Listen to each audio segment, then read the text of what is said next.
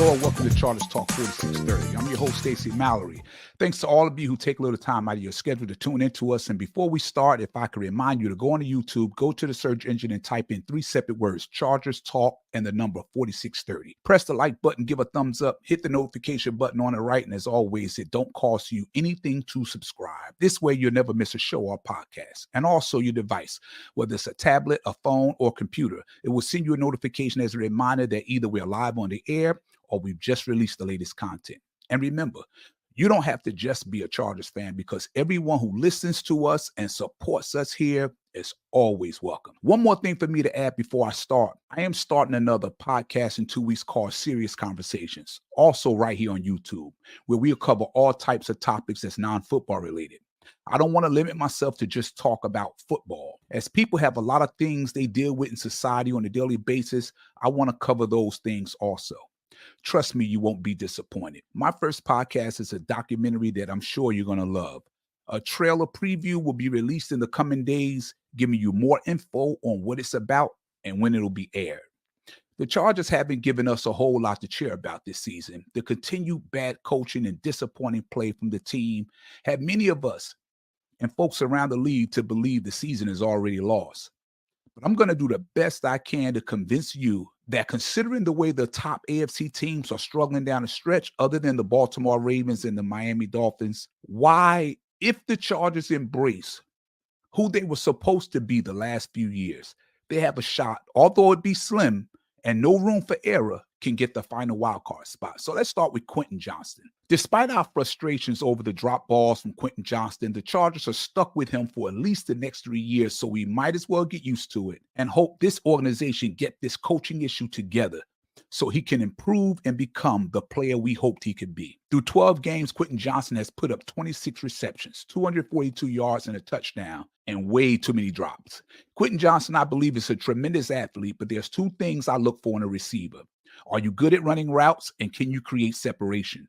Those are 2 things that Quentin Johnston struggles at. He has good size at 6'4", 215 pounds. He appears to have good strength and a solid frame. But the thing that he struggles with the most, as we all know, is his hands. And he's still not a polished receiver yet, especially when you look at what Flowers and Jordan has done and the impact that they've had already.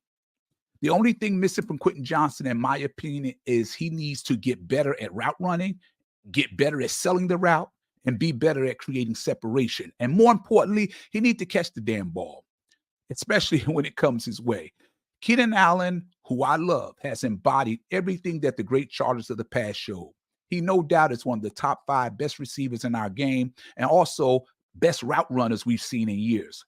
The only thing that he lacks is top speed, but in terms of creating separation and route running, makes him well respected, I believe, across the league. Keenan has all those things in his toolbox. Now, let's switch over to the tight end. I hear a lot of people keep saying the Chargers need a tight end. And moving forward beyond this year, maybe we do. But for this season, I still love Gerald Everett. I believe with a more competent coaching staff, we would have seen more production from them. You have to understand, we're going to have major cap issues next year with so many players that have huge contracts that will explode even bigger next season. So we expect this team to look much different. I wish we could, but you can't have an entire team with all pros and Pro Bowl players. So you need fill-in guys that will accept their role and just doing their part and being another piece to the puzzle with regards to working towards completing this team so it can become a serious contender. Gerald is not that great of a route runner, but he does create separation. He has decent hands and he's tough. He runs hard and he has the focus in both strength and agility. He has the grit in his DNA that makes him tough to tackle and difficult to bring down. He's faster than most linebackers who cover him and often stronger than cornerbacks and safeties who try to tackle him. He fights hard for every yard. It may take sometimes 3 to 4 people to bring him down. I love that, and the Chargers need more people with that mentality. Again, every player is not going to be a Pro Bowler or All-Pro.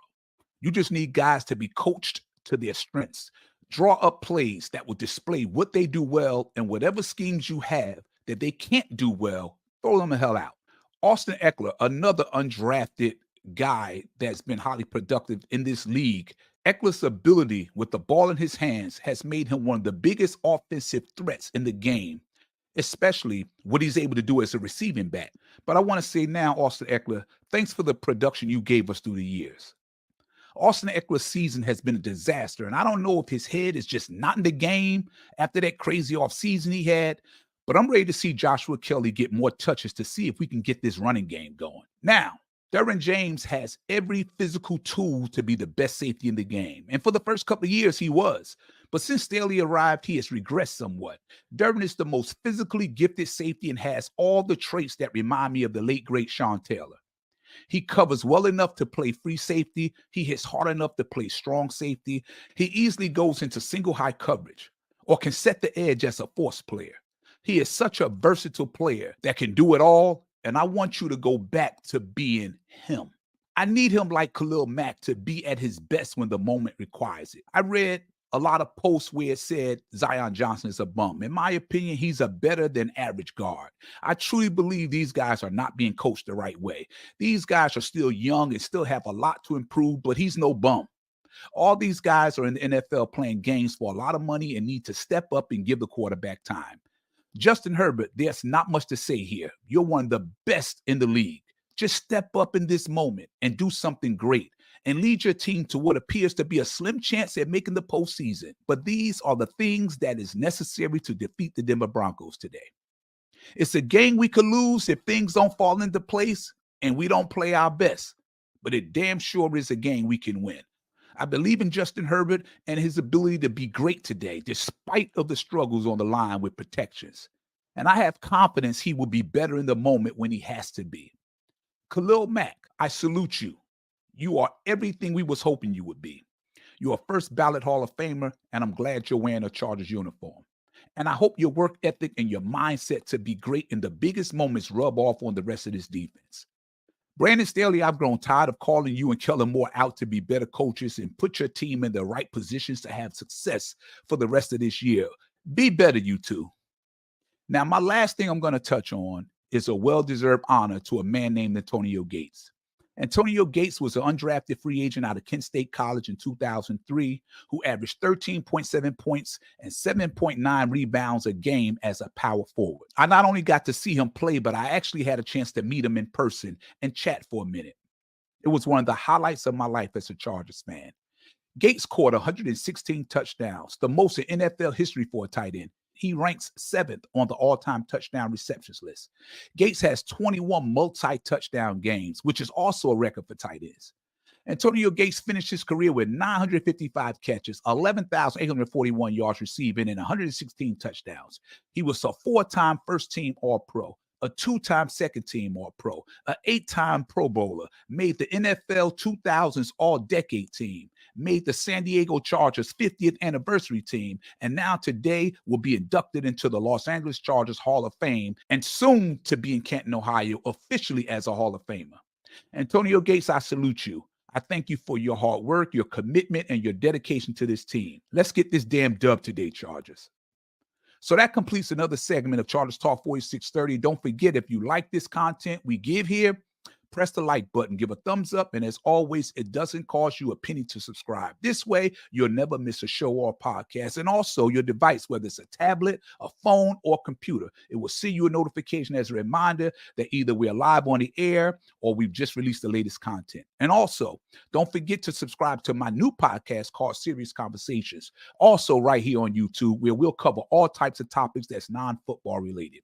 I don't want to limit myself to just talking about football. There's people have a lot of things they deal with in society on a daily basis, and I want to cover those things too.